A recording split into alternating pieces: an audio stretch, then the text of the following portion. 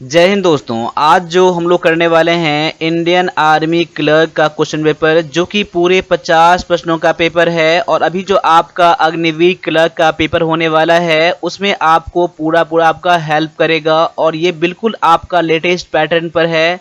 तो one plus defence academy जो है आपके लिए सबसे ज़्यादा मेहनत करता है और आर्मी क्लर्क के लिए सबसे अच्छा कर रहा है, और सारा क्वेश्चन इंपॉर्टेंट जो बेस्ड होता है आपके लिए, आपके एग्जाम के लिए, वही क्वेश्चन लाने का कोशिश करता है। ये आप लोग खुद जानते ही हैं। और आप लोगों को क्लास अच्छा लग रहा है तो आप लोग लाइक भी करते हैं और सब्सक्राइब भी करते हैं। और आज जो आपका टारगेट है ये आपका 140 मार्क लाने का है 200 मार्क में से। तो चलिए स्टार्ट करते हैं। और स्टार्ट करने से पहले बस मैं आपको 1 मिनट के लिए रुकना चाहूँगा आपके फ़ायदा के लिए, कि अग्निवीर क्लर्क इंग्लिश का क्लास स्टार्ट हो चुका है, जिसका फी मात्र जो है 999 में है। और अभी आप क्लास ज्वाइन करते हैं तो आपको ये सब चीज़ जो है आप देख रहे हैं आपको फ्री ऑफ कॉस्ट मिल जाएगा। जैसा कि 35 सीट है आर्मी क्लर्क के लिए, ये आपको फ्री मिल जाएगा। पहले इसके लिए 350 पे करना होता था, अभी क्लास के साथ ऑफर में आपको ये फ्री मिलेगा आपको। और आर्मी क्लर्क का इंग्लिश का ई बुक जो 150 रुपये में पहले था वो भी अभी फ्री मिल रहा है क्लास के साथ। बाद में आपको ये चीज़ नहीं मिलेगा। और क्लास के साथ अभी 90 पैसे रिकॉर्डेड मिल रहा है आपको, जो कि हिंदी इंग्लिश में बता दिया गया है। आर्टिकल है, प्रीपोजिशन है, नॉन है, PQRS, common error, synonym, antonym, इतने सारे क्लासेस जो हैं पहले से रिकॉर्डेड हैं। और भी क्लासेस आपको मिलेंगे, लाइव भी मिलेंगे और भी वीडियो डेली मिलेंगे आपको। तो ये क्लासेस जो हैं बहुत ज़्यादा इंपॉर्टेंट है और आपके एग्जाम के लिए पूरे कंप्लीट है आपका, ठीक है। इसके अलावा आप मैथ भी क्लास ज्वाइन कर सकते हैं। तो चलिए स्टार्ट करते हैं आज के पहले क्वेश्चन से। और जितना भी क्वेश्चन आपके सामने में है हूबहू आप एग्जाम के जैसा है और एग्जाम में आने की संभावनाएं पूरे है, इसीलिए क्लास को आप लास्ट देखना है। और अपना टारगेट जो है 140 मार्क का वो जरूर अचीव करिएगा अगर आर्मी क्लर्क बनना चाहते हैं तो। चलिए आपके सामने में अब क्वेश्चन आ चुका है। क्वेश्चन ये है कि शब्द चाइना मैन का प्रयोग कौन से खेल में किया जाता है। देखिए ऐसे क्वेश्चन आपके एग्जाम में आते ही आते हैं कि कुछ खेल का नाम दे देगा, उसमें जो कुछ वर्ड जो यूज किया जाता है ये वर्ड देकर आपको क्वेश्चन बना देगा। वैसे यहाँ पर क्वेश्चन आ गया है कि चाइना मैन जो होता है कौन से खेल में इसका यूज किया जाता है। ऑप्शन आपके सामने में है पोल, यानी कि पोलो जो होता है वो, क्रिकेट, गोल्फ और शतरंज। तो यहाँ पर जो आपका करेक्ट आंसर हो जाता है ऑप्शन नंबर बी हो जाता है, जो कि है क्रिकेट। यानी क्रिकेट में चाइना मैन वर्ड का यूज किया जाता है। तो ऑप्शन नंबर बी करने वाले आप लोग बिल्कुल 100% सही हैं। अब आगे बढ़ जाइए। अगला क्वेश्चन है खालसा पंथ के संस्थापक कौन थे। खालसा पंथ के संस्थापक कौन थे, who are the founder of Khalsa Panth. तो आपके सामने में यहाँ पर 4 ऑप्शन है और 4 ऑप्शन में से जो आपका करेक्ट आंसर होगा उसको चुनिए और मेरे आंसर से इसको मैच करिए। देखिए इसका जो करेक्ट आंसर हो जाता है ऑप्शन नंबर डी हो जाता है, जो कि है गुरु गोविंद सिंह। यानी कि खालसा पंथ की जो स्थापना है, शुरुआत जो है किसने किया था, तो गुरु गोविंद सिंह ने किया था। अब गुरु गोविंद सिंह के बारे में ये चीज़ जान लीजिए, ये 1699 ईस्वी में खालसा पंथ के स्थापना किया था, स्टार्ट किया था, शुरुआत किया था। और ये गुरु गोविंद सिंह जो थे ये सिख के 10वें गुरु थे। कितने थे, 10वें गुरु थे। सिख के 10वें गुरु कौन है, तो ये गुरु गोविंद सिंह है। ये भी आप लोग जरूर याद कर लीजिए। गुरु गोविंद सिंह क्या है, सिख धर्म के जो क्या है सिख के 10वें गुरु हैं, ठीक है। अब आगे जो है अगला क्वेश्चन है गांधी सागर बांध किस नदी पर है। देखिए यहाँ पर गांधी सागर बांध है, कौन से नदी पर ये बांध है, तो आपके सामने में 4 नदियों का नाम है, 4 ऑप्शन है। देखिए यहाँ पर नर्मदा नदी है, चंबल नदी है, केन नदी है। अगर आपका इन तीनों नदी में से कोई आंसर अगर नहीं है तो आपके लिए यहाँ पर इनमें से कोई नहीं आप चुन सकते हैं। लेकिन इसका आंसर नोट कर लीजिए, इसका आंसर दिया गया है ऑप्शन नंबर बी है, जो कि है चंबल। चंबल नदी पर गांधी सागर बांध बनाया गया है। अब इसके साथ एक पॉइंट और नोट कर लीजिए कि आपके सामने में क्वेश्चन ये भी आ सकता है कि ये कौन से राज्य से संबंधित है, कौन से राज्य में है। तो याद कर लीजिए ये है आपका एमपी में है, मध्य प्रदेश में है। कहाँ पर है, ये आपका मध्य प्रदेश में है। तो याद जरूर कर लीजिएगा आप लोग, मध्य प्रदेश में चंबल नदी है, उसी पर ये गांधी सागर बांध बनाया गया है। ठीक है, अब आगे आ जाइए। अगला क्वेश्चन आपके सामने में है कि चंद बावरी एक सीढ़ी युक्त कुआं कहाँ स्थित है। चंद बावरी जो है एक सीढ़ी युक्त कुआं है, ये कहाँ पर स्थित है। तो आपके सामने जो ऑप्शंस हैं ये है परसरामपुरी या फिर जोधपुर या आमेर या फिर आभानेरी में है। देखिए यहाँ पर चंद बावरी जो है ये राजस्थान में है। कहाँ पर है, तो राजस्थान में है। तो राजस्थान में कहाँ पर है, तो ये है आभानेरी, एक गांव वहां पर है। तो आभानेरी में चंद बावरी है। तो आपका आंसर यहाँ क्या हो जाएगा, ऑप्शन नंबर डी हो जाएगा, जो कि है आभानेरी। अब आगे बढ़ जाइए। विजय घाट निम्नलिखित में से किस व्यक्तित्व का समाधि स्थल है। देखिए विजय घाट के बारे में आपने बहुत पढ़ा होगा। तो यहाँ पर जो आपका आंसर है वो देख लीजिए क्या है। विजय घाट के लिए महात्मा गांधी, लाल बहादुर शास्त्री, इंदिरा गांधी या फिर अटल बिहारी वाजपेयी। तो याद कर लीजिए। अगर नहीं पता है तो, अगर पता है तो आपका आंसर निकल गया होगा, क्योंकि जीके, जीएस और कंप्यूटर में अगर आपको पता होता है तो 2 से 5 सेकंड में आपका आंसर निकल जाता है। तो यहाँ पर जो आपका आंसर है ऑप्शन नंबर बी है, लाल बहादुर शास्त्री जी का समाधि स्थल विजय घाट में है। ऑप्शन नंबर बी आपका यहाँ पर आंसर बिल्कुल करेक्ट है। अब एक चीज और याद कर लीजिए, यहाँ पर हो सकता है कि महात्मा गांधी के बारे में पूछ दे। तो महात्मा गांधी का जो समाधि स्थल है वो है राजघाट में। कहाँ पर है, राजघाट में है। ठीक है, कहाँ पर है, राजघाट में है। अब लाल बहादुर शास्त्री का पता चल गया विजय घाट में है। और इंदिरा गांधी का जो समाधि स्थल है वो है शक्ति स्थल में। कहाँ पर है, शक्ति स्थल में है। ठीक है ना।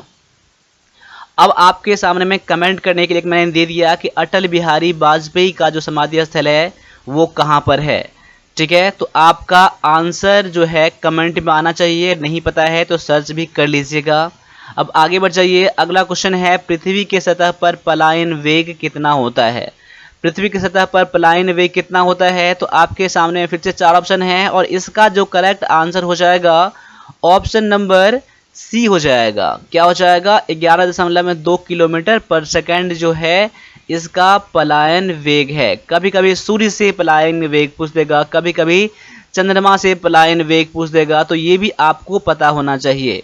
देखिए सूर्य से जो पलायन वेग होता है ये होता है 14 किलोमीटर पर सेकंड होता है। देखिए ये मैं यहाँ पर कर देता हूँ सन से कितना होता है, तो 614 किलोमीटर पर सेकंड होता है। और चंद्रमा से जो होता है वो होता है 2.4 किलोमीटर पर सेकंड होता है।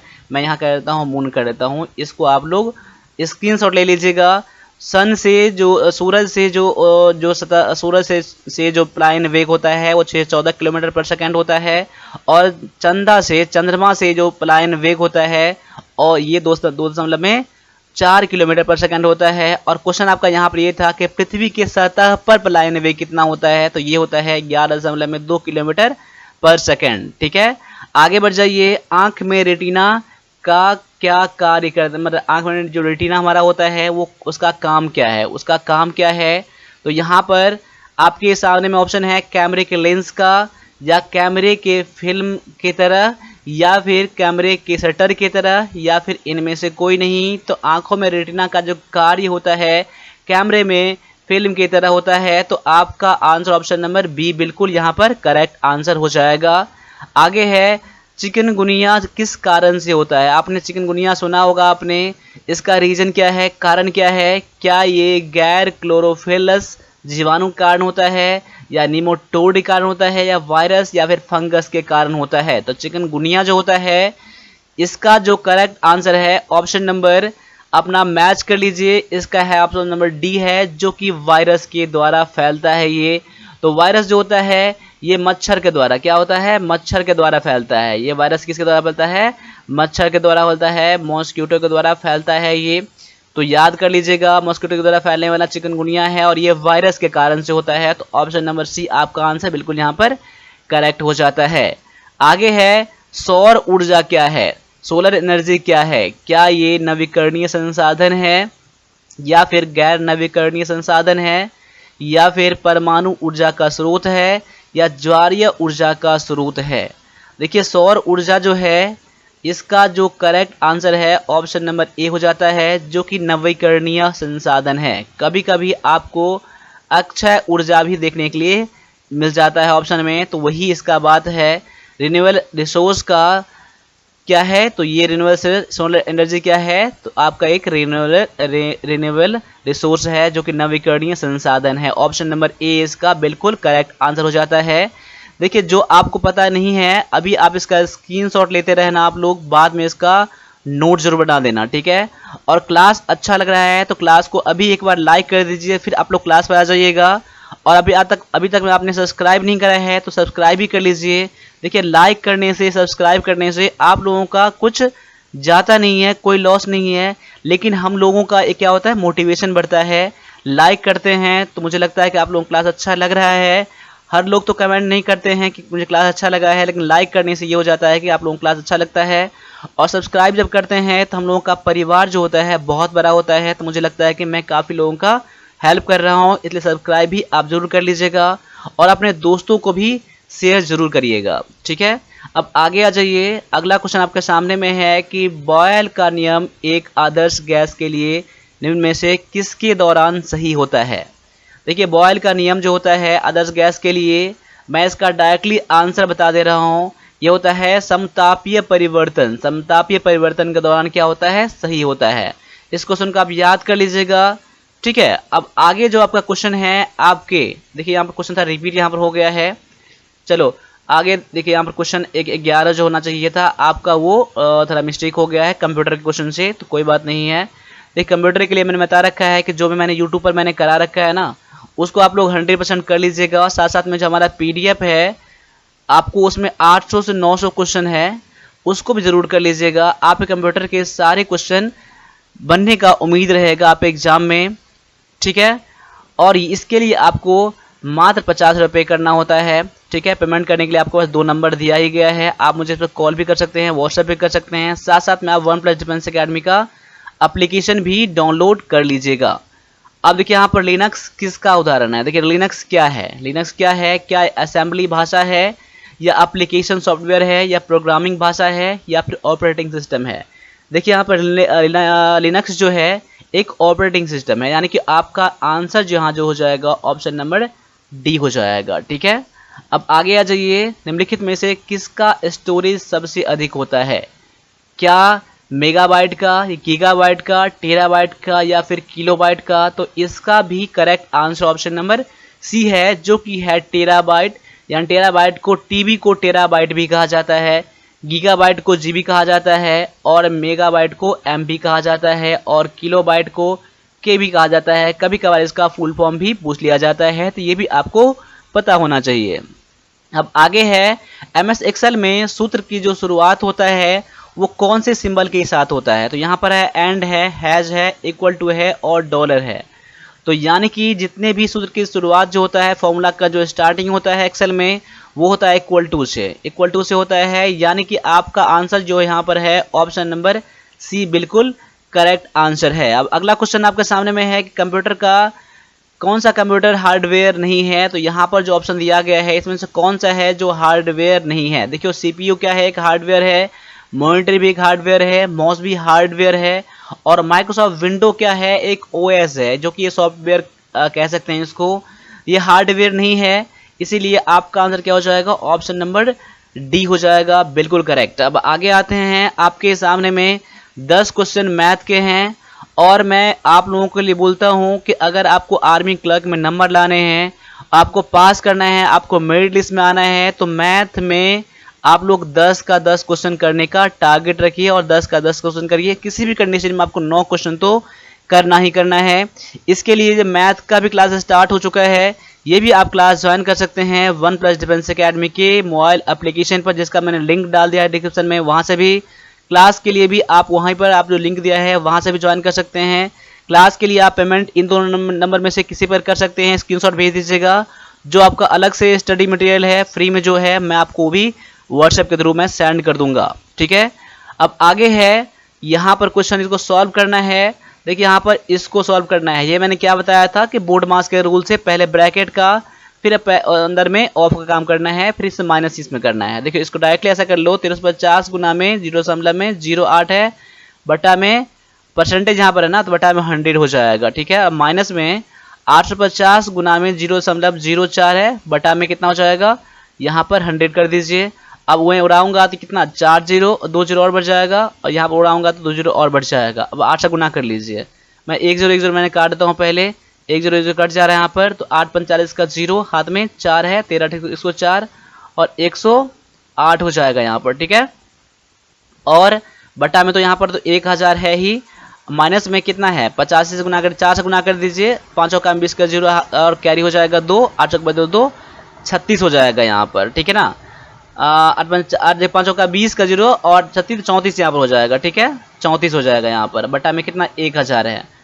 अब देखिए यहाँ पर 3 जीरो है, यहाँ पर 3 जीरो हटाएंगे तो 1 2 3 पॉइंट यहाँ आ जाएगा, यानी कह सकते हैं कि 1.08 ये हो जाएगा। और देखिए 3 जीरो हटाएंगे तो 1 2 3 पॉइंट यहाँ पर आ जाएगा, 0 पॉइंट में 34 कह सकते हैं। अब इन दोनों को जब घटाएंगे आप, तो घटा के आ जाएगा आपको इतना आ जाएगा 0.74, क्योंकि देखिए यहाँ पर 8 में से 4 जाएगा तो 4 हो जाएगा।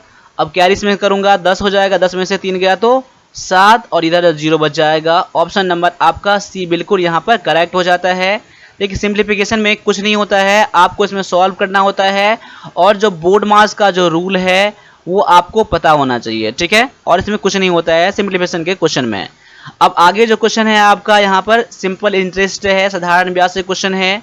क्वेश्चन क्या कह रहे हैं, ज्ञात कीजिए कि 8% प्रति वर्ष साधारण ब्याज पर निवेश की गई 1500 रुपया की राशि कितने समय के लिए किया गया है कि निवेश का समय पूरा होने पर उसको 1800 मिलता है। यानी 1500 निवेश किया था उसने और 1800 मिल गया, यानी जो उसको एक्स्ट्रा मिला है वो उसका ब्याज है। देखिए यहाँ पर SI दिए है आपका, SI बराबर क्या होता है कि 1800 में से आप 1500 घटा दीजिएगा, यानी कि मूलधन में से मूलधन घटा दीजिएगा तो 300 रुपया निकल जाएगा। 300 से इसका यहाँ पर क्या है, इसका यहाँ पर ब्याज दिया गया है, और आपको यहाँ पर रेट भी दिया गया है, आपको कितना, तो 8% है, और आपका मूलधन भी है, यानी कह सकते हैं कि P बराबर में 1500 है प्रिंसिपल। तो अब इसका फॉर्मूला क्या होता है, टाइम का, टाइम पूछ रहा है ना आपका ना, टाइम का फॉर्मूला क्या होता है कि SI इंटू में 100 अपॉन में रेट इंटू में प्रिंसिपल होता है। SI दिया गया है 300 गुना में 100 बटा में आपका रेट है 8 गुना में ये है 1500। देखिए 300 पंचे में 1500, 5 से काटेंगे तो 20 हो जाएगा, अब 20 में 8 भाग लगाएंगे तो 2.5 हो जाएगा, यानी 2.5 वर्ष क्या हो जाएगा आपका आंसर, जो कि ऑप्शन नंबर ये ए में दिया गया है। ठीक है, देखो मैं आपको समझा रहा हूं तो टाइम लग रहा है, लेकिन आप खुद बनाएंगे तो ये सब लिखने की आपको जरूरत तो होगा नहीं, डायरेक्टली आप क्वेश्चन यहाँ पर सॉल्व करोगे यहाँ पर। ठीक है, तो ये है आपका फार्मूला टाइम का। मैं हमेशा की तरह कहता हूँ कि आपको फार्मूला पता होना ही चाहिए, खासकर आर्मी के एग्जाम में कई बार आपके डायरेक्टली फार्मूला ही पूछ लिया जाता है। अब आगे आ जाइए, इसका बोल रहा है वर्क कितना होगा। देखिए 0.013 है, इसका आप लोग वर्क करेंगे, इसका मतलब क्या कह रहा है कि 0.013 को 2 बार गुना करना है। ठीक है, इतना को 2 बार गुना करना है। देखिए यहाँ पर नंबर 13 है ना, 13 का जो स्क्वायर होता है 169 होता है। अब पॉइंट कितने अंक के बाद है, 1 2 3 अंक के बाद है, तो स्क्वायर करने के बाद वर्क करने के बाद दोगुना हो जाता है पॉइंटों की संख्या। 3 यहाँ पर है तो 1 2 3 4 5 6 करना होगा, पॉइंट यहाँ पर आ जाएगा 0, यानी 0.000169 हो जाएगा आपका आंसर, जो कि ऑप्शन नंबर ये सी में दिया गया है। ठीक है, तो आपका आंसर क्या यहाँ पर हो जाएगा, ऑप्शन नंबर सी हो जाएगा। मैं उम्मीद करता हूँ कि आपने भी इसको यही करा होगा और इतना टाइम आपको नहीं लगा होगा, क्योंकि आपको ये ओरली करना है, लेकिन जब मैं समझाता हूँ तो मुझे लिखना ही पड़ेगा। ठीक है, अब यहाँ पर आगे आ चाहिए, यहाँ पर 3 संख्या दिया गया है, 1:2:3 के अनुपात में है, और उनके घनों का योग दिया गया है इतना। तो सबसे छोटी संख्या क्या है, सबसे छोटी संख्या तो ये हो जाएगा ना। पहले मान लेता हूँ कि संख्या कितना कितना है, माना संख्या कितना है, 1 हो जाएगा, x हो जाएगा, दूसरा हो जाएगा 2x, और तीसरा क्या हो जाएगा 3x हो जाएगा, क्योंकि 1 2 3 यहाँ पर है ना। अब तीनों का आप घन कर लीजिए, तीनों का घन कर लीजिए, x क्यूब प्लस में 2x का क्यूब हो जाएगा और प्लस में 3x का क्यूब हो जाएगा, बराबर में 4500 कह सकते हैं यहाँ पर ना, क्योंकि तीनों का योग दिया गया है 4500। इसका हो जाएगा एक्स क्यूब प्लस में 2 दूना 4 दूना में 8 एक्स क्यूब हो जाएगा प्लस में 3 तिया 9 तिया 27 एक्स क्यूब हो जाएगा और यहाँ पर 4500 है। यहाँ पर है देखिए, यहाँ पर एक्स क्यूब कॉमन ले लीजिए। यहाँ पर एक्स क्यूब कॉमन लेंगे तो ये बच जाएगा 1 प्लस में ये बच जाएगा 8, ये बच जाएगा 27 बच जाएगा और इधर 4500 है। ठीक है, अब एक्स क्यूब गुना में क्या कर सकते हैं, 8 1 9 36 बराबर में 4500। अब देखिए यहाँ पर काटिए, यहाँ पर अब 36 से काटेंगे कितना हो जाएगा ये, तो यानी इधर मैं कर देता हूँ यहाँ पर इसको। देखो एक्स क्यूब बराबर हो जाएगा 4500 बटा में 36 हो जाएगा, 9 चौका में 36 9 पंजे 45 500, 500 में 4 से भाग लगाएंगे तो एक्स क्यूब बराबर में 125 हो जाएगा। अब एक्स क्यूब बराबर इतना है ना, तो एक्स बराबर कितना हो जाएगा, रूट 125 हो जाएगा। यहाँ पर 3 यहाँ पर आ जाएगा, यानी इसका क्यूब रूट जो हो जाएगा 5 हो जाएगा। यानी कह सकते हैं कि सब छोटी संख्या आपका एक्स था यहाँ पर ना, छोटी संख्या क्या हो जाएगा, आपका आंसर ऑप्शन नंबर बी हो जाएगा। क्लियर है आपका यहाँ पर, इसमें कोई दिक्कत आपको नहीं होना चाहिए। देखिए मैं आपको समझाया हूँ तो आपको टाइम लगा है, और ऐसे क्वेश्चन आपके एग्जाम में आ सकते हैं और आते भी हैं, इसलिए ऐसे क्वेश्चन आपको पता होना चाहिए। और प्रैक्टिस इतना करेंगे मैथ में उतना ज़्यादा आप अच्छा स्कोर करेंगे और समझ में आएगा। अब आगे क्या कह रहा है कि 80 वस्तुओं का क्रय मूल्य 50 वस्तुओं के विक्रय मूल्य के समान है, तो लाभ प्रतिशत कितना है। देखिए 80 वस्तु का जो क्रय मूल्य जो है 50 वस्तुओं के विक्रय मूल्य के बराबर में है, यानी 50 वस्तु को बेच दिया तो उसका क्रय मूल्य निकल गया, यानी 30 वस्तु और जो बेचेगा उसका फायदा ही रहेगा ना, उसका लाभ ही रहेगा ना। समझ लीजिए यहाँ पर कितना आसान सा है क्वेश्चन। देखिए अगर क्वेश्चन को दिमाग लगाएंगे, यहाँ पर मेंटली करेंगे तो आपको आसान लगेगा आपको, लेकिन आप जब क्वेश्चन को समझेंगे डिफिकल्ट क्वेश्चन है तो नहीं बनेगा आपका। देखिए यहाँ पर 80 वस्तु का क्रय मूल्य जितना लगाया था वो 50 वस्तु को बेच दिया तो उसका निकल गया, क्योंकि दोनों का मूल्य समान है यहाँ पर है। अब जो 30 वस्तु बेचेगा उसका वही बेनिफिट होगा ना, यानी कह सकता हूं कि माना कि एक वस्तु का सेलिंग प्राइस 1 रुपया है। कितना है, 1 रुपया है। तो देखिए 80 वस्तुओं का कॉस्ट प्राइस कितना हो जाएगा, 50 वस्तु का सेलिंग प्राइस हो जाएगा, वही है ना। तो 50 वस्तु का सेलिंग प्राइस कितना हो जाएगा, एक वस्तु का 1 रुपया है तो 50 वस्तु का 50 रुपया हो जाएगा। तो आपका निकल गया, एक क्रय मूल्य निकल गया। अब लाभ कितना निकल जाएगा, लाभ निकल जाएगा 30 वस्तुओं का सेलिंग प्राइस, तो इसका कितना हो जाएगा, 30 रुपया हो जाएगा ना, सेलिंग प्राइस 30 रुपया हो जाएगा। आपका लाभ भी निकल गया और क्रय मूल्य भी निकल गया, तो इससे आप क्या निकालेंगे, लाभ प्रतिशत निकाल लेंगे। तो याद रख लीजिए, लाभ प्रतिशत का जो फॉर्मूला होता है वो क्या होता है, लाभ बटा में क्रय मूल्य गुना में 100 होता है। अब देखिए लाभ है आपका 30 रुपया, क्रय मूल्य है 50 रुपया, और यहाँ पर 100 से गुना कर दीजिए। देखिए कितना हो जाएगा, 50 गुना में 100 और 30 गुना में 60% क्या हो जाएगा, इसका लाभ प्रतिशत हो जाएगा, जो कि ऑप्शन नंबर ये सी में दिया गया है। क्लियर हो गया आपका, यहाँ पर कोई दिक्कत आपको नहीं होना चाहिए। अब आगे क्या है कि एक आयत की लंबाई इसकी चौड़ाई से दोगुनी है, यानी कह सकते हैं यहाँ पर चौड़ाई मैं मान लेता हूँ, कितना चौड़ाई मान लेता हूँ मैं, x मान लेता हूँ, तो इसका लंबाई कितना हो जाएगा, लंबाई जो इसका हो जाएगा ये हो जाएगा 2x हो जाएगा। अब बोल रहा है आयत का परिमाप 78 मीटर है, तो आयत का क्षेत्रफल कितना है। अब याद कर लीजिए कि आयत का परिमाप का फॉर्मूला क्या होता है, सूत्र क्या होता है इसका। देखिए पहले 78 तो दिया गया है, इसका फॉर्मूला क्या होता है, 2 इंटू में लंबाई प्लस में चौड़ाई होता है, ठीक है, लेंथ प्लस में ब्रेथ होता है, बराबर में 78 तो दिया ही गया है आपका। 2 इंटू में लंबाई है 2x प्लस में चौड़ाई है x, बराबर में 78, यानी कह सकते हैं कि 2 1 3 3x और दूना में 6x बराबर में 78 हो जाएगा। अब x बराबर में कितना हो गया आपका, 78 बटा में 6 हो गया, यानी कह सकते हैं 13 6 78, तो x बराबर में निकल गया 13। तो कह सकते हैं यहाँ पर चौड़ाई कितना माना, x माना था ना, तो चौड़ाई बराबर में कितना हो जाएगा। देखिए यहाँ पर इसको मैं यहाँ करता हूँ, चौड़ाई बराबर में हो गया 13, तो लंबाई कितना हो जाएगा, दोगुना हो जाएगा। लंबाई है आपका दोगुना, यहाँ 2x है 26 आपका हो गया। तो क्षेत्रफल क्या होता है, आयत का क्षेत्रफल क्या होता है कि लंबाई गुना में चौड़ाई होता है, यानी कि 13 और 26 को गुना कर दीजिए। देखिए 13 6 78 के 8 हाथ में 7, 13 26 और 7 33, 338 दिया गया, ऑप्शन नंबर बी में दिया गया है। तो ऑप्शन नंबर बी आपका क्या हो जाएगा, आंसर हो जाएगा। इसमें कुछ नहीं था, फॉर्मूला पर ही है। देखिए मेंसुरेशन में सारे आपको फॉर्मूला ही पता होना चाहिए, तभी आप क्वेश्चन को सॉल्व कर सकते हैं। देखिए अब आगे क्या है कि एक वलय का आंतरिक और बाह्य व्यास दिया गया है आपका 40 सेंटीमीटर, और आपका एक और है आपका 28 सेंटीमीटर है। तो वलय का क्षेत्रफल कितना है। देखिए वलय मतलब क्या है, रिंग आपका यहाँ पर क्या है, रिंग। रिंग मतलब कैसा होता है, रिंग तो गोला होता है ना, यहाँ पर रिंग होता है, गोला होता है, तो वही हो जाएगा, वृत्त हो जाएगा। तो इसका आपका पहले देखिए, तो इसका व्यास दिया गया है, त्रिज्या निकालने के लिए क्या करते हैं हम लोग, व्यास बटा में 2 कर देते हैं हम लोग। तो व्यास बटा में जब 2 करेंगे आप यहाँ पर, तो आपका क्या निकल जाएगा, आपका त्रिज्या 7 सेंटीमीटर का हो जाएगा। इसका त्रिज्या कितना हो जाएगा, इसका मैं बड़ा आर मान लेता हूँ बाहरी वाले का। तो 28 बटा में 2 करेंगे तो ये हो जाएगा 14। ये तो आपको मन ही मन पता चल जाएगा आपका।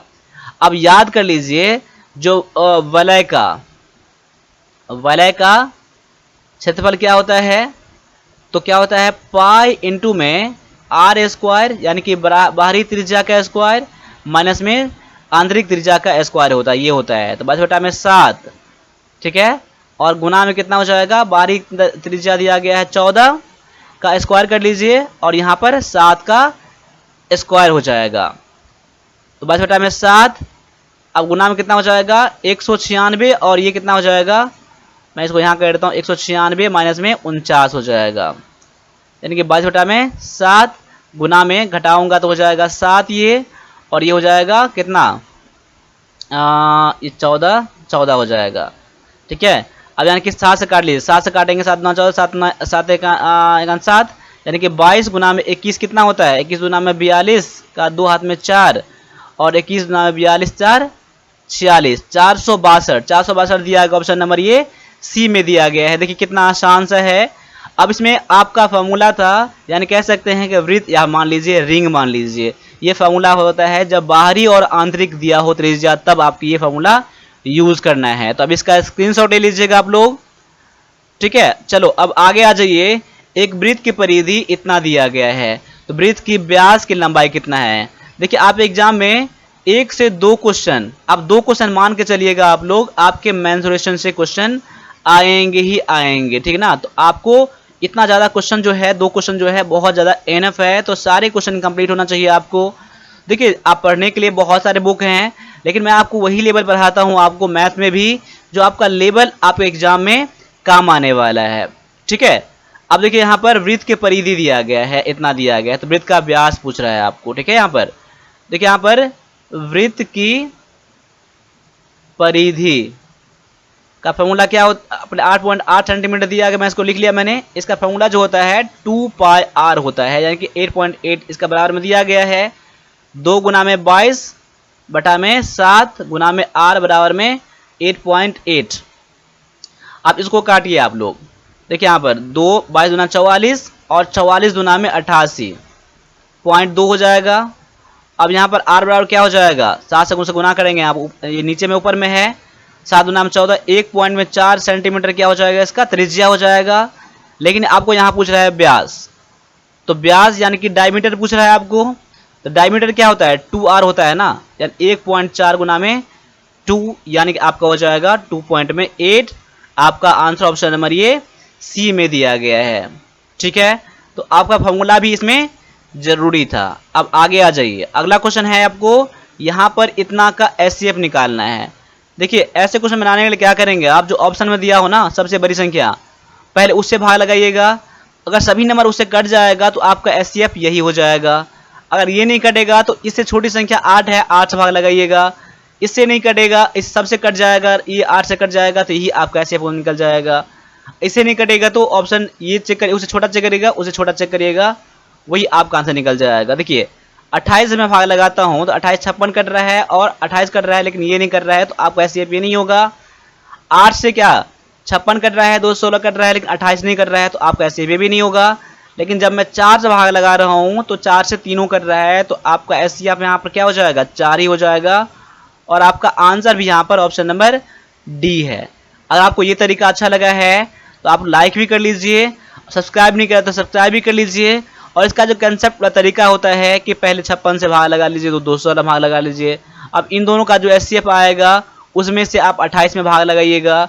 आपको ये तरीका होता है, कंसेप्ट का तरीका होता है, ठीक है। इससे पहले जो मैंने क्लास दिया था आपको उसमें मैंने बता रखा है।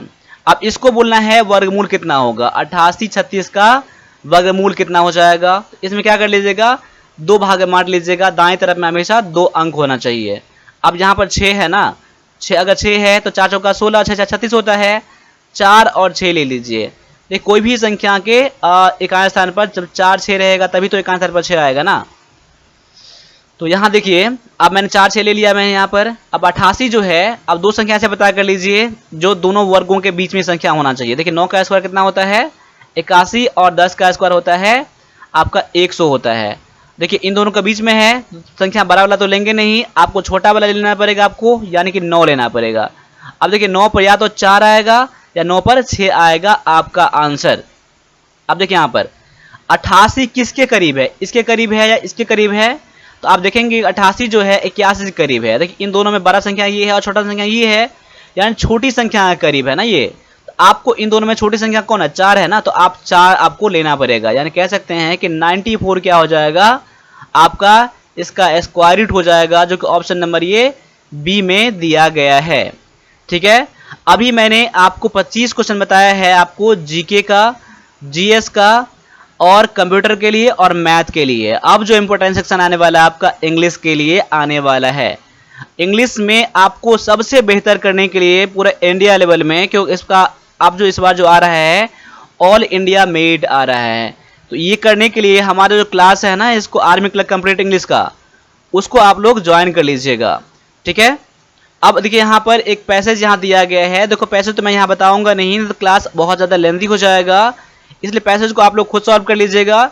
ये पैसेज जो है पेड कोर्स में जो इंग्लिश का कोर्स लिए हैं, जो लेंगे उसको ये मिल जाएगा। मैं उसमें आपको लाइन बाय लाइन बताता हूँ, ताकि आपका स्टोरी की तरह आपके मन में छप जाता है, और जब भी इस पैसेज को देखेंगे आप लोग, आप आंसर 100% करेंगे। ठीक है, अब यहाँ पर आप लोग खुद से कर लीजिएगा इस चीज़ को, लेकिन पैसेज के अलावा जो भी क्वेश्चन है मैं आपको सभी चीज़ यहाँ पर बताऊंगा। ये पैसेज दूसरा पैसेज है ये। ठीक है, चलो अब आगे आ जाओ। यहाँ पर इसमें 4 क्वेश्चन था। अब देखिए मैं स्टार्ट कर रहा हूँ आपके अदर सेक्शन, जो कि आपका आर्टिकल, प्रीपोजिशन, जो भी आपका यहाँ पर है, सिनोनिम एंटोनिम, मैं सब यहाँ पर आपको क्लियर करूँगा यहाँ पर। ठीक है, अब देखिए यहाँ पर क्या है, आपको आर्टिकल फिल करने हैं इसमें। ठीक है, देखिए कॉपर इज यूजफुल मेटल, तो यहाँ पर कौन सा आर्टिकल लेगा। देखिए मेटल से पहले आपको कोई ना कोई आर्टिकल लेना पड़ेगा यहाँ पर। तो यूजफुल आपका एक एडजेक्टिव यहाँ पर है, तो इससे पहले तो आपका नॉन यहाँ है, तो इससे पहले आर्टिकल आपको एडजेक्टिव से पहले लगाना होगा। यानी कह सकते हैं कि आर्टिकल प्लस में एडजेक्टिव प्लस में नॉन। तो यहाँ पर जो आप आर्टिकल लोगे इसके अकॉर्डिंग लोगे। देखो यू यहाँ पर दिया गया है, यू यहाँ पर है, आपने क्या पढ़ा था कि AEIOU पढ़ा था, कि जहाँ ये हो आप वहाँ पर लगाएंगे आप आर्टिकल ए या फिर एन लगाएंगे। लेकिन इसमें मैं आपने क्या पढ़ा था कि साउंड भी आपका क्या होना चाहिए, साउंड जो होना चाहिए आपका वॉवेल होना चाहिए, तभी आप लगाओगे। लेकिन इसमें देखो यूजफुल में यॉ का साउंड आ रहा है ना, तो ये कॉन्सोनेंट साउंड है, इसीलिए यहाँ पर आर्टिकल लगेगा आपका ए लग जाएगा।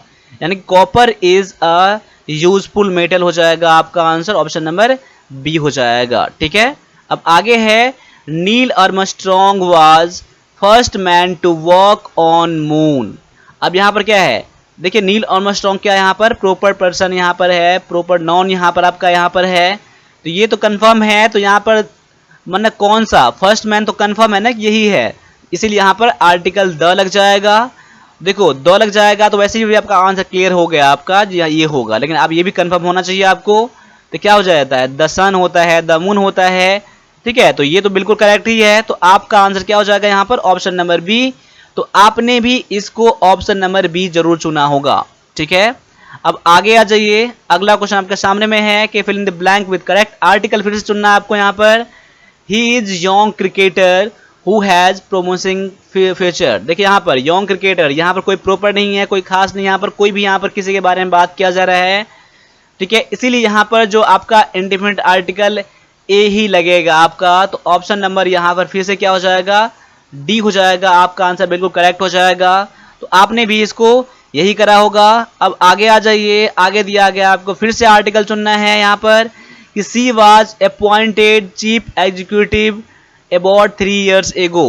देखिए ये क्वेश्चन जो है आपके लिए बहुत ज़्यादा वीवीआई क्वेश्चन हो जाता है। देखिए बच्चे यहीं फंस जाते हैं, तो ऐसे क्वेश्चन में फंस जाते हैं। आप सुन देखिए यहाँ पर कौन से आर्टिकल लगेगा, ए लगाएंगे, द लगाएंगे, एन लगाएंगे या फिर नो आर्टिकल चुनेंगे। तो ये आप क्वेश्चन गौर से देखिए और इस क्वेश्चन में क्या करेंगे आप यहाँ पर आप देख लीजिए। देखिए यहाँ पर यहाँ जो आपका आंसर जो हो जाएगा ये हो जाएगा आपका answer number option number D हो जाएगा। अब देखिए यहाँ पर डी क्यों हो जाएगा, जो मैं लिख रहा हूँ उसको याद कर लीजिएगा। देखिए आप लोग देखिए जहाँ पर अपॉइंट हो या फिर इलेक्ट बोलेंगे, अपॉइंट बोलेंगे, इलेक्ट बोलेंगे, या फिर हो सकता है कि आप मेक या मेड बोले, ठीक है, मेक बोल दीजिए, या फिर आप बोल सकते हैं कि नॉमिनेट बोल सकते हैं, नॉमिनेट। देखो जहाँ पर ये सब वर्ब होने यहाँ पर एक नॉमिनेट हो गया, मेक हो गया, पॉइंट हो गया, मेड कर दीजिए, ठीक है ना, मेड, यानी इलेक्ट हो गया, इलेक्ट, अपॉइंट, मेड और नॉमिनेट। उसके बाद आपको कोई भी आर्टिकल यूज नहीं करना है, इसीलिए आपका आंसर ऑप्शन नंबर डी हो जाएगा। ये आपका पूरी तरह से ग्रामेटिकल रूल पर आ गया आपका, ठीक है ना। अब आगे आ जाओ, इसमें आपका क्वेश्चन है PQRS का क्वेश्चन है, ठीक है। आर्मी क्लर्क के लिए इंग्लिश क्लास में आपका PQRS क्वेश्चन जो होता है बहुत ज़्यादा इंपॉर्टेंट रखता है। तो बहुत सारे बच्चे होते हैं मेन पैसेज में फंस जाते हैं और PQRS में फंस जाते हैं, बाद बाकी और भी तो हैं सेक्शन उसमें फंसते हैं, लेकिन ये बहुत ज़्यादा इंपॉर्टेंट आपके लिए है। अब देखिए यहाँ पर मैं आपको डायरेक्टली सॉल्व कर रहा हूँ, आप लोग भी सॉल्व कर लीजिए और मैं कैसे सॉल्व करता हूँ वो देख लीजिए। सबसे पहले देखिए यहाँ पर सेंटेंस का सब्जेक्ट क्या हो सकता है, यहाँ पर एंड हीज तो होगा नहीं आपका, हैड ऑलरेडी फ्रॉन अभी होगा नहीं आपका, यहाँ पर होता है लेकिन मैं सबसे बेस्ट मैं ढूंढ रहा हूँ अभी, अवे द डे बिफोर ये भी नहीं होगा, हिज टू ब्रदर्स मैं कर रहा हूँ अगर, तो मुझे लग रहा है सेंटेंस आपका एस से स्टार्ट हो सकता है। अब देखिए यहाँ पर एस से अगर स्टार्ट होगा आपका अगर, तो हिज टू ब्रदर्स, अगर उसके बाद मैं कर रहा हूँ ये आपको ये ले रहा हूँ अगर his two brothers and his sister मैं कर दूँ तो कोई दिक्कत नहीं होगा, ये आपका सब्जेक्ट बन जाएगा आपका। देन एस के बाद पी बन जाएगा, तो एस के बाद पी इसमें दिया गया है ऑप्शन, आप इसको भी लेकर चल सकते हैं, क्यू आर मैच करवा लीजिए। लेकिन आगे देखते हैं कि his two brothers and his sister, subject के बाद आपका एक हेल्पिंग वर्ब दिया गया, आपका हैड दिया गया है, हैड ऑलरेडी फ्रॉन अवे, बिल्कुल frown away the day before, कोई यहाँ पर दिक्कत नहीं है क्यू आर में। तो आपके लिए थोड़ा सा आसान क्वेश्चन है आपका, एक इजी लेवल का क्वेश्चन है, ठीक है ना आपका ये। तो आपको ये क्वेश्चन तो बनना ही बनना चाहिए, बहुत ज़्यादा डिफिकल्ट क्वेश्चन नहीं था आपका, ठीक है ना। लेकिन प्रैक्टिस आपको इस तरह से भी क्वेश्चन करने हैं। अब इसमें देख लीजिए सेंटेंस आपका कहाँ से स्टार्ट हो जाएगा। अगला क्वेश्चन फोर्थ क्वेश्चन नंबर 40 है। देखिए he have not yet developed adequately. अब देखिए हैव के बाद डेवलप जो हो जाएगा, अब सेंटेंस तो आपका मैच कर जाएगा, पी के बाद क्यों मैच कर जाएगा, क्योंकि देखो हैव के बाद V3 लेना पड़ेगा और इसमें V3 है नहीं कहाँ पर कहीं पर, तो यानी पी के बाद क्यू किस में दिया गया, देखो पी क्यू इसमें दिया गया है और किसी में पी क्यू नहीं दिया गया, यहाँ पर देख लीजिए।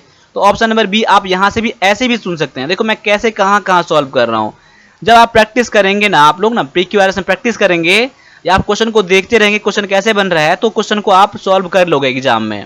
अगर आपका सेम का सेम क्वेश्चन आ जाएगा तो बना ही लोगे, अगर सेम का सेम नहीं क्वेश्चन नहीं आता है तो जैसे मैं सॉल्व करता हूँ, जिस तरीके सॉल्व करता हूँ तो सारे तरीके अपना लीजिए आप लोग। स्टार्टिंग में आपको थोड़ा सा मेहनत करना ही पड़ेगा आपको, बाद बाकी इंग्लिश का क्लास ज्वाइन कर लीजिए। एनएफ क्वेश्चन आपके आएंगे, पैसेज के, साइनोनिम के, एंटोनिम के, कॉमन एरर, आर्टिकल, PQRS आपके लिए बहुत ज़्यादा इंपॉर्टेंट है। आपके लिए क्लासेस ज्वाइन करना, ये आप कहीं भी क्लास कर लिए हैं या करने वाले हैं तभी मैं बोलूँगा कि इस क्लास को जरूर ज्वाइन कर लीजिएगा आप लोग। अब सेंटेंस आपका स्टार्ट कहाँ से हो जाएगा, देखिए यहाँ पर पार्टी एंड पार्टी सिस्टम हो सकता है स्टार्ट आज से, लेकिन अब सेंटेंस देखिए यहाँ पर इसके बाद क्या ये लेना पड़ेगा और ये लेना पड़ेगा, क्योंकि इसके बाद सब्जेक्ट ये लेता हूँ मैं अगर, तो देखो अगर मैं ऐसा कर लूँ मैं इसमें यहाँ पर, इससे बढ़िया ये होगा कि in the Indian political system party and party system. देखिए पॉलिटिकल सिस्टम, इंडिया के पॉलिटिकल सिस्टम में पार्टी और पार्टी सिस्टम जो है हैव नॉट ये डेवलप्ड, अभी तक उसमें डेवलप विकास नहीं हुआ है। तो क्या यानी भारतीय राजनीतिक सिस्टम में जो क्या है कि पार्टी और पार्टी का सिस्टम है अभी तक डेवलप नहीं हुआ, ये कहना चाहता है। यानी कह सकते हैं कि SRQP क्या हो जाएगा आपका आंसर, तो ये तो मैंने पहले ही बोल दिया था कि आपका आंसर ऐसे भी हो सकता है। ठीक है, चलो अब आगे आ जाओ। अगला क्वेश्चन है, enter the shop of A theoretical company the invisible man for clothes. अब देखिए यहाँ पर सेंटेंस आपका जो बेस्ट लग रहा है स्टार्ट होने का आर से लग रहा है मुझे। देखिए द इनविजिबल मैन, उसके बाद मुझे वर्ब लेना पड़ेगा। The invisible man enter the shop. अब देखिए इस शॉप में इंटर किया, the invisible man enter the shop of A theoretical company for cloth. इसमें किस टाइप का शॉप था ये? तो थियोरेटिकल कंपनी का शॉप था जो कि कपड़े के लिए वो गया था। यानी कह सकते हैं कि आर के बाद पी हो जाएगा, और आर के बाद पी किस में दिया गया है आपका? आर के बाद पी इसमें दिया गया और किसी में नहीं दिया गया है। उसके बाद क्यू और एस तो मैंने पढ़ा ही है, तो क्यू एस यानी आर पी क्यू एस क्या हो जाएगा आपका यहाँ पर आंसर हो जाएगा। देखो मैं कितना ज़्यादा आसान तरीके से सॉल्व कर रहा हूँ, और एक तरह से कह सकते हैं कि मॉडरेट टेबल का ये क्वेश्चन था आपके एग्जाम के लिए। तो सेम का सेम क्वेश्चन आने की संभावनाएं भी है, इसको एक तरह से पूरी तरह से समझ लीजिएगा। ठीक है ना। अब आगे जो क्वेश्चन है आपका है, ये है आपका कॉमन एरर से। आर्मी क्लर्क इंग्लिश क्लास में आपके लिए कॉमन एरर भी बहुत ज़्यादा मायने रखता है। तो आपको ये बनाने के लिए आपको ग्रामर का रूल पता होना चाहिए, और प्रैक्टिस बहुत ज़्यादा क्वेश्चन का करो जो आपके एग्जाम के लेवल में होता है। ठीक है ना। तो मैं हमेशा की तरह कहता हूँ कि जो मैं लेवल टीच कर रहा हूँ, पढ़ा रहा हूँ, वो आर्मी क्लर्क के लिए। मैंने किसी क्लास को मैंने मिक्स नहीं करा है इसमें। ठीक है, पढ़ाने के लिए बहुत सारे टीचर मिल जाएंगे, बहुत मिल जाएंगे, लेकिन आप उसी से पढ़ना जो आर्मी क्लर्क के लिए पढ़ाता हो, क्योंकि आपको आर्मी क्लर्क बनना है। आर्मी क्लर्क बन जाओ, उसके बाद जो भी करना है आप करते रहना, जो भी पढ़ाई करता है करते रहना, लेकिन आप आर्मी क्लर्क के लिए डायरेक्टली तैयारी करो। अब ढूंढो यहाँ पर एरर क्या इसमें है। Sita came to my house every Sunday to meet my brother, no error. अब देखिए यहाँ पर एरर कहाँ है, फिर से पढ़िए। यहाँ पर देखिए Sita come to my house every Sunday, every Sunday आती है मुझसे मिलने के लिए, मेरे भाई से मिलने के लिए। आपका देखिए एरर मिल गया मुझे। एरर जो है पार्ट नंबर ए में एरर है। पार्ट नंबर ए क्या है, उसका हैबिट दिखा रहा है ना एवरी संडे को। तो सीता के बाद क्या आपका भी वन लेगा? नहीं लेगा, प्रेजेंट इंडेफिनिट है ना। तो सीता कम नहीं होगा यहाँ पर, यहाँ क्या हो जाएगा? कम्स यहाँ पर हो जाएगा। यानी कह सकते हैं कि सिंगुलर, अगर सिंगुलर सब्जेक्ट रहे, अगर सिंगुलर सब्जेक्ट रहे तो उसके साथ सिंगुलर आपका वर्ब भी होना चाहिए। ठीक है ना। तो ऑप्शन नंबर आपका ए में एरर था, तो यही आपका यहाँ पर आंसर है। अब अगला क्वेश्चन भी देख लीजिए कि अगला क्वेश्चन में क्या है, और मेरे सॉल्व करने से सॉल्व करिए पहले आप लोग। It is me who went to Maldives with my friend to enjoy the vacation. देखिए छुट्टी के दिनों में मैं अपने दोस्तों के साथ मालदीव घूमने के लिए, एंजॉय करने के लिए गया था। अब देखिए यहाँ पर अगर एरर नहीं मिल रहा है तो ऑप्शन नंबर आप डी चुन लीजिएगा, नो एरर का। आप सेंटेंस का फिर से पढ़ लीजिए कि it is me who went to Maldives with my friends to enjoy the vacation. अगर मैं सेंटेंस पढ़ रहा हूँ तो मुझे कोई एरर नहीं मिल रहा है, लेकिन एरर कहाँ पर है? देखिए एरर जो है पार्ट नंबर ए में एरर है, इसीलिए पार्ट नंबर ए आपका ए आंसर हो जाएगा। अब इसमें एरर क्या है, आपका यहाँ जो मी यूज कर दिया गया है, ये मी यूज नहीं होगा। क्या होगा यहाँ पर? आई का यूज होगा। क्यों हो जाएगा? आप इसको नोट बनाकर रख लीजिए कि जहां कहीं भी इट का यूज हो और उसके बाद इज रहे, ठीक है, या फिर वाज रहे, ठीक है, तो उसके बाद हमेशा आप यूज करोगे आप लोग नॉमिनेटिव। नॉमिनेटिव केस का आप लोग यूज करना। नॉमिनेटिव केस को सब्जेक्टिव केस भी कहा जाता है, कई बार क्या कहा जाता है? सब्जेक्टिव केस भी कहा। देखो केस तीन प्रकार के होते हैं ना, ठीक है ना। सब्जेक्टिव केस भी कहा जाता है, हमेशा याद रख लो। देखो अब मैं थोड़ा एग्जांपल बता रहा हूँ कि नॉमिनेटिव क्या होता है, सब्जेक्टिव को क्या कहा जाता है? नॉमिनेटिव केस भी कहा जाता है, कि नॉमिनेटिव केस भी कहा जाता है। देखो नॉमिनेटिव केस, ऑब्जेक्टिव केस और पॉसेसिव केस, ये प्रोनाउन का केस ही है आपका। तो ये क्या है आपका? सारे नॉमिनेटिव है, ये सारे ऑब्जेक्टिव है, और सारे क्या है? पॉसेसिव है आपका। तो इसको आप लोग एक स्क्रीनशॉट ले लीजिए आप लोग, और इसको आप लोग याद कर लीजिएगा कि कौन सा नॉमिनेटिव है, कौन सा ये है। तो ग्रामर में आपका सारा चीज़ कंप्लीट कराया जाएगा बहुत बढ़िया तरीके से। इसीलिए आप आर्मी क्लर्क का इंग्लिश क्लास जो हमारा है वो ज्वाइन कर लीजिएगा। देखिए इसमें लाइव क्लास भी होते हैं, जिस दिन लाइव नहीं होता आपका रिकॉर्डेड क्लास भी होता है, और सारे क्लासेस लाइव क्लासेस का हो या फिर रिकॉर्डेड क्लासेस आपके आईडी में होता है, और जब चाहें तब उस क्लास को देख सकते हैं। और अभी क्लास ज्वाइन करने पर बहुत सारे बेनिफिट आपको मिल रहा है, जिसमें कि बताया था मैंने कि 35 सेट मिल रहा है आपको इंग्लिश का ई बुक, और बहुत सारे क्लासेस जो रिकॉर्डेड हैं पहले बैच वाला वो सारे मिल जाएंगे आपको, उसी पैसे मिल जाएंगे। अब आगे जो है, the boy whom came here is the state topper of the board examinations, no error. फिर से सेंटेंस पढ़िए, आपको एरर ढूंढने के लिए एरर नहीं मिल रहा है तो the boy whom came here is the state topper of the board examination. देखिए यहाँ पर एरर जो है फिर से पार्ट नंबर ए में ही आपको एरर मिल गया। अब क्या होता है, द बॉय हुम होता है या हु होता है, देख लीजिए यहाँ पर बहुत सारे बच्चे देखकर भी इसको पता नहीं लगाए होंगे, बहुत से बच्चे एक बार में ही पता लगाए होंगे। देखिए पता वही लगाए होंगे जो प्रैक्टिस करते होंगे, जो मेहनत करते हैं, उन्हीं को ये चीज पता होगा। देखिए the boy who came here, वो बच्चा वही वो लड़का जो यहाँ पर, इसलिए यहाँ पर क्या आ जाएगा, होम के बदले में हु आ जाएगा, इसलिए पार्ट नंबर ए का एरर हो जाएगा। अब आगे है, Sumit is starting his new job 1 जुलाई। यहाँ पर आपको प्रीपोजिशन फिल करने हैं, आप कौन सा प्रीपोजिशन लेगा, देखिए यहाँ पर ऑन, एट, इन या फिर टिल लेगा। देखिए एग्जैक्ट डेट के लिए आप लोग ऑन का यूज करते हैं, तो आपका आंसर क्या हो जाएगा, ऑप्शन नंबर ए हो जाएगा। ऑन आपका आंसर बिल्कुल यहाँ पर करेक्ट है एग्जैक्ट डेट के लिए, ठीक है ना। यही बात यहाँ पर जुलाई रहता है तो वो इन जुलाई कहते हैं, क्या कहते हैं, सीधे अगर जुलाई रहता है यहाँ पर तो इन जुलाई कहेंगे। ऑन कब लगाते हैं कि ऑन मंडे होता है, ऑन संडे होता है, ठीक है ना, तो ये होता है। लेकिन यहाँ पर 1 जुलाई है, कंफर्म है, डेट फिक्स है, इसीलिए यहाँ पर ऑन यहाँ पर आ जाएगा, ऑप्शन नंबर ए हो जाएगा। ठीक है, क्लियर है जो मैं बता रहा हूँ, इसको आप लोग नोट जरूर कर लीजिएगा। ठीक है, मैं हर चीज़ मैं लिख नहीं रहा हूँ, लेकिन मैं बोल रहा हूँ हर चीज़, ठीक है ना। चलो आगे आ जाओ, do you know the reason his absence. अब देखिए यहाँ पर रीजन, रीजन के बाद कौन सा लेगा, रीजन, ऑन, ऑफ, फोर या फिर नन ऑफ दीज। देखिए यहाँ पर रीजन, अब याद कर लीजिए कि रीजन के बाद हमेशा फोर आता है, ठीक है ना, हमेशा फोर आता है, या फिर CAUSE कॉज फोर होता है, ठीक है ना, जहां पर कारण का सेंस हो। जहां पर हिंदी में क्या आता है, कोई कारण के लिए, कारण के लिए क्या आ जाए, कारण के लिए हमेशा क्या यूज करेंगे आप लोग, फोर का यूज करेंगे। ऑफ का यूज यहां पर गलत हो जाएगा। ठीक है, do you know the reason for his absence, option number आपका सी हो जाएगा, बिल्कुल करेक्ट हो जाएगा। अब आगे आ जाइए, फिर से आपको यहां पर चुनना है, आपको वर्ब चुनना है आपका। देखिए, after the driver the car out of the Bush he climb back into the car. अब देखिए यहां पर क्या हो जाएगा, यहां पर सेंटेंस किसमें है, पास्ट में यहां पर दिया गया है।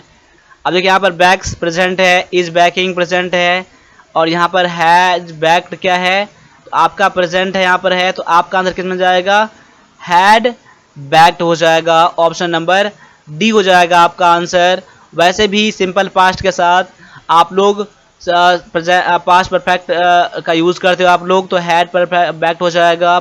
यहाँ सेंटेंस पास्ट में है ना यहाँ पर, इसीलिए यहाँ पर पास्ट का ही यूज करोगे, पास्ट वर्ब का ही यूज करोगे आप लोग। आगे जो क्वेश्चन है आपको एंटोनिम पता करना है साइलेंट के लिए।